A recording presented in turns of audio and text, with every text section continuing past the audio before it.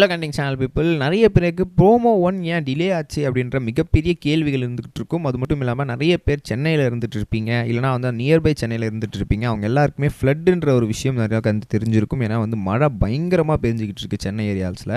அப்படி இருக்கும் சமயத்தில் ப்ரோமோ 1 பிக் பாஸ் 7ல் செம்ம லேட்டாக வந்துடுது அப்படின்னு உங்களுக்கு நல்லாவே தெரியும். எதனால் அப்படின்னு சொல்லி நீங்கள் காமனாக ஜென்ரலாக யோசிச்சிங்கனாலே தெரிஞ்சிருக்கும். மழை வெள்ளம் பயங்கரமாக ரோட்டில் போயிட்டு இருக்கிறதுனால கண்டிப்பாக எடிட்டிங் டீம்லேருந்து யாராலையுமே வந்து ரீச் பண்ணிருக்க முடியாது. அது மட்டும் இல்லாமல் நிறைய ப்ராப்ளங்கள் இருந்துகிட்டு இருக்கும். இதை விட முக்கியமான விஷயம் என்ன அப்படின்னு பார்த்தீங்கன்னா, பிபி உள்ளே இருக்கிறவங்க எப்படி இருக்காங்க, கண்டஸ்டன்ஸ்லாம் எப்படி இருக்காங்க அப்படின்ற ஒரு மிகப்பெரிய கேள்விகள் இருந்துகிட்டு இருக்கும்.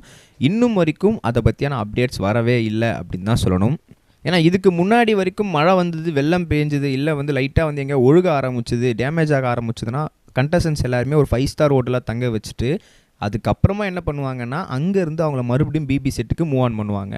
பட் இப்போ வரைக்கும் நீங்கள் லைவில் பார்த்துக்கிட்டு இருக்கிறதும் சரி, ப்ரோமோவில் பார்த்துக்கிட்டு இருக்கிறதும் சரி, நேத்திக்கான எபிசோட் மட்டுமே.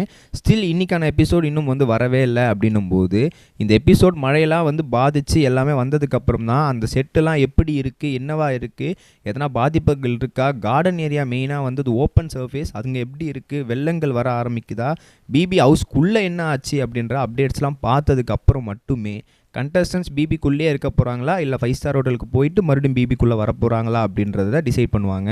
பட் ஜென்ரலாக வந்து ப்ரோமோ 1 லேட் ஆனதுக்கான மிகப்பெரிய காரணமாக இதாக தான் இருக்கும். ஏன்னா வந்து ஒர்க்கிங் டீமால் கண்டிப்பாக வந்து டெலிவிஷனை ரீச் பண்ணிருக்க முடியாது. ஏன்னா மெயினில் இருக்குது பிக் பாஸ் ஏரியான்ற செட்டு வந்து.